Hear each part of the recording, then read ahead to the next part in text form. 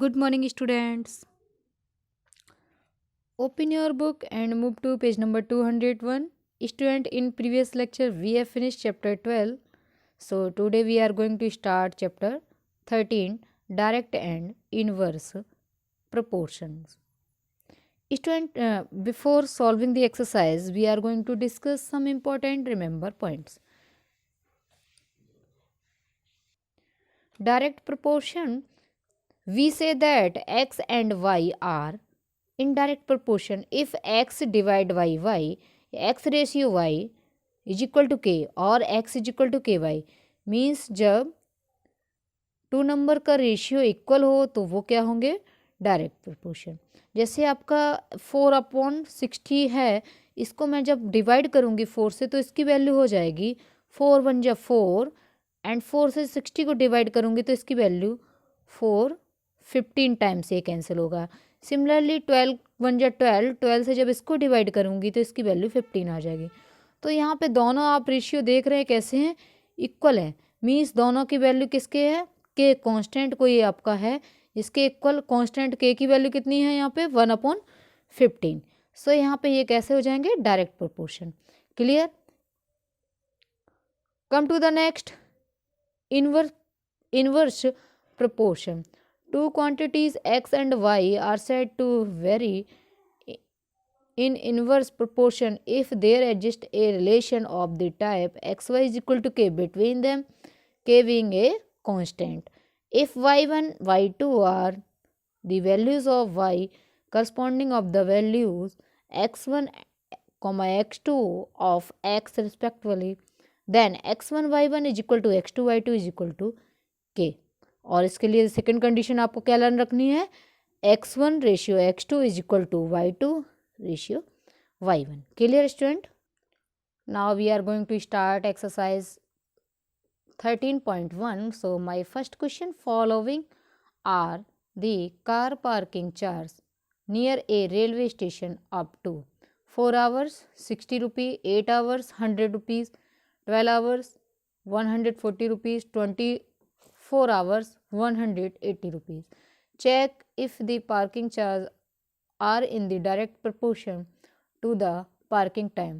तो स्टूडेंट इसको चेक करना है आपको कि ये जो आपको चार्ज गिवन है, वो पार्किंग चार्ज गिवन है जो वो डायरेक्ट प्रोपोर्शन है या नहीं। उसके लिए आप क्या करेंगे, रेशियो फाइंड आउट करेंगे। तो C1 आप कैसे चेक करेंगे, चार्ज पर आवर। C1 की वैल्यू किस तरह से चेक करेंगे आप, 60 में जब 4 का डिवाइड करेंगे तो वैल्यू कितना हो जाएगा, पर आवर का कितना है यहाँ पे रेट 15 रुपीज़। सेकेंड के लिए कैसे चेक करेंगे आप, 100 divide by 8, so C2 is equal to 12 rupees and 50 पैसे।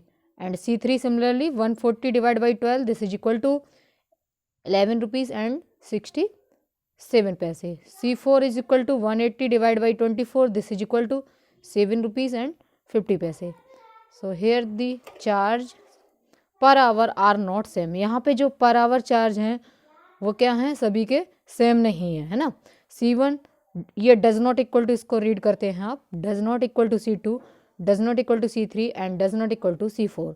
Therefore the parking charge are not in direct proportion to the parking time. Clear student, हो गया ये क्वेश्चन आपका।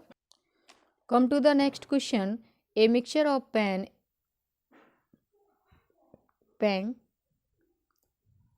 prepared by mixing 1 part of red pigments with 8 parts of base in the following table. Find the parts of base that need to be added. Student इसमें parts of red pigment आपको given है 1 4 7 12 20 और parts of base कितना है 8। तो इसके जो और पार्ट ऑफ बेस हैं वो आपको यहाँ पे फाइंड आउट करनी है। तो उसको किस तरह से फाइंड आउट करेंगे, let the ratio of part of red pigment and parts of base be A/B, A ratio B। यहाँ पे A1 की वैल्यू कितना है 1, B1 की वैल्यू कितना है 8। So A1 ratio B1 is equal to 1/8। 1/8 क्या हो गया, K हो गया। कांस्टेंट जो वैल्यू है वो कितना आ गई 1/8। अब स्टूडेंट ये आपका जो A2 is equal to B2 है वो भी K के इक्वल होगा। के इज इक्वल टू क्या होता है A2 रेशियो B2। अगर मैं B2 की वैल्यू आपसे पूछूं तो B2 यहाँ पे किस में है, डिवाइड में। अगर मुझे B2 की वैल्यू फाइंड आउट करनी होगी तो डिवाइड की कोई भी वैल्यू हो, अगर LHS में आएगी वो तो मल्टीप्लाई में हो जाएगी। तो B2 की वैल्यू अगर फाइंड आउट करनी होगी तो B2 इधर आ जाएगा, K इधर आ जाएगा डिवाइड में। तो B2 इज इक्वल टू क्या हो जाएगा A2 डिवाइड K। A2 की वैल्यू कितना है 4, K की वैल्यू कितना है 1/8। सो 8 यहाँ पे हो जाएगा मल्टीप्लाई में 4 के साथ, तो 4 8 जा 32, तो यहाँ पे वैल्यू कितना हो जाएगा 32। सिमिलरली पार्ट आपका थर्ड क्या है, A3 is equal to 7, B3 आपको फाइंड आउट करना है। K इज इक्वल टू क्या होगा A3 रेशियो B3। अगर B3 की वैल्यू फाइंड आउट करनी है तो इसको क्या आप राइट करेंगे, A3 up divide by K। So A3 कितना है 7, K की वैल्यू अभी आपने क्या पुट की है 1/8, 8 और 7 का मल्टीप्लाई कितना होगा 56। सो 56 इसका आंसर आ जाएगा। When A4 is equal to 12, B4 की वैल्यू फाइंड आउट करनी है तो K इज इक्वल टू क्या होगा A4 रेशियो B4। सो B4 की वैल्यू फाइंड आउट करने के लिए A4 को डिवाइड करना पड़ेगा K से। So 12 divide by 1/8, so 12 multiply 8, this is equal to 96। When A5 is equal to 20, B5 की वैल्यू फाइंड आउट करनी है तो K इज इक्वल टू क्या होता है A5 divide by B5। So B5 is equal to A5 divide by K। A5 की value कितना है 20 डिवाइड बाई 1/8, 8 का मल्टीप्लाई के होगा 20 में, तो 20 divide by 8, this is equal to 160। अब स्टूडेंट आपके माइंड में एक क्वेश्चन आ रहा होगा 8 का डिवाइड क्यों हुआ यहाँ पे, 8 का यहाँ पे डिवाइड क्यों होता है। मैं आपको बता दूं, जैसे मैंने 5 डिवाइड बाई 1/4 राइट किया, तो अगर मैं 5 को रेशनल नंबर में लिखना चाहूँ तो मैं 5 को लिख सकती हूँ 5/1, ये बताओ लिख सकती हूँ। अब यहाँ पे क्या है 1/4। अब यहाँ पे स्टूडेंट जो फर्स्ट टर्म होता है वो फोर्थ के साथ मल्टीप्लाई होता है और सेकंड और थर्ड का मल्टीप्लाई होता है। तो 5 मल्टीप्लाई 4, 1 मल्टीप्लाई 1। सो यहाँ पे जो सेकंड टर्म है वो 1 है, तो 8 का मल्टीप्लाई किस में होगा 20 में, इसलिए यहाँ पे 20 मल्टीप्लाई 8 राइट कर दिया जाता है। ओके, क्लियर हो गया आपका ये point. Come to the next. In question 2 above, if one part of a red pigment requires 75 ml of base, how much red pigment should we mix 1800 ml of base? Let the parts of red pigment mixture with 1800 ml based भी x. तो यहाँ पे student red pigment कितना आपको given है 1 का parts of base कितना है 75। अब आपसे 1800 ml के लिए पूछा गया तो उसको आपने कितना मान लिया यहाँ पे x. Clear. Since it is in direct proportion, तो डायरेक्ट में है तो फिर इनके क्या होंगे रेशियो इक्वल होंगे, means 1/1 ratio 75 is equal to x ratio 1800। यहाँ पे क्रॉस मल्टीप्लिकेशन करेंगे आप, क्रॉस मल्टीप्लाई में क्या होगा 75 multiply x and 1 multiply 1800। So 70x is equal to 1800। X की वैल्यू फाइंड आउट करने के लिए 75 का डिवाइड करेंगे आप, तो जब 75 का डिवाइड करेंगे 1800 में तो वैल्यू कितना आ जाएगा 24 parts. Hence with base 1800 ml 24 parts red pigment should be mixed. Okay, clear हो गया स्टूडेंट ये question. Come to the next question. Question number 4। A machine in a soft drink factory fills 840 bottles in 6 hour. How many bottles will it fill in 5 hours? Student इसमें let the numbers of bottles filled in 5 hours भी कितना है x आप मानेंगे। Okay, our 6 है तब कितना बोतल फिल हो रहा है 840। जब 5 है उसके लिए आपको फाइंड आउट करना है तो उसके लिए आप कितना मानेंगे ratio x. Clear. Here ratio of hours and bottles are in direct proportion. So 6 ratio 840 is equal to 5 ratio x. So आप यहाँ पे क्रॉस मल्टीप्लिकेशन अप्लाई करेंगे। So 6 multiply x is equal to 840 multiply 5। X की value find out करनी है तो 6 यहाँ multiply में क्या कर दोगे इसका डिवाइड, 6 से डिवाइड करोगे 840 में वैल्यू कितना आ जाएगा 140।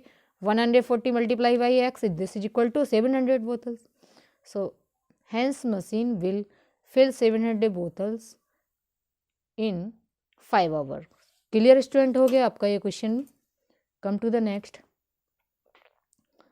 ए photograph of a bacteria enlarged 50,000 times attains a length of 5 cm as shown in the diagram.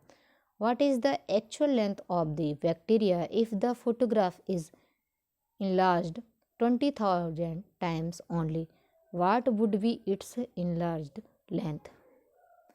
Let enlarged length of bacteria be x. Actual length of bacteria is equal to 5 divided by 50,000. This is equal to 1 divide 10,000 centimetre. इसको आप ये भी बोल सकते हैं 10 की power -4 centimetre. Okay. When length is 5, then enlarged length is equal to 50,000, and when length is x, then enlarged length 20,000. Clear? Here length and enlarged length of bacteria are in direct proportion. तो direct proportion में जब student ये हैं तो यहाँ पे क्या होंगे, इनकी रेशियो इक्वल होंगे. सो यहाँ पे आप कैसे इसको सॉल्व करेंगे. 5 ratio 50,000 is equal to x ratio 20,000. अब यहाँ पे स्टूडेंट यहाँ पे क्या करेंगे आप, cross multiply. So 50,000 multiply by x, this is equal to 20,000 multiply 5. x की वैल्यू आपको फाइंड आउट करनी है. सो 5 मल्टीप्लाई 20,000 में आप 50,000 का डिवाइड करेंगे. तो यहाँ पे 1 2 3 4 1 2 3 4 0 से कैंसिल हो जाएंगे, 5 से 5 कैंसिल हो जाएगा. क्या बचेगा आपका 1 multiply 2. So x is equal to 2 centimetre. ये आपका आंसर आ जाएगा. Clear student. सो स्टूडेंट आज की क्लास में मैंने आपको जो भी क्वेश्चन एक्सप्लेन करके बताया उन क्वेश्चन को आप अपने फेयर नोटबुक पे कंप्लीट करेंगे. और किसी भी क्वेश्चन में आपको डाउट है उसके लिए आप मुझसे डिस्कस करेंगे. आज जो मैंने रिमेंबर पॉइंट्स बताए हैं वो आपको लर्न भी करने हैं, साथ में अपनी फेयर नोटबुक पे उसको कंप्लीट भी करना है. Okay, thank you.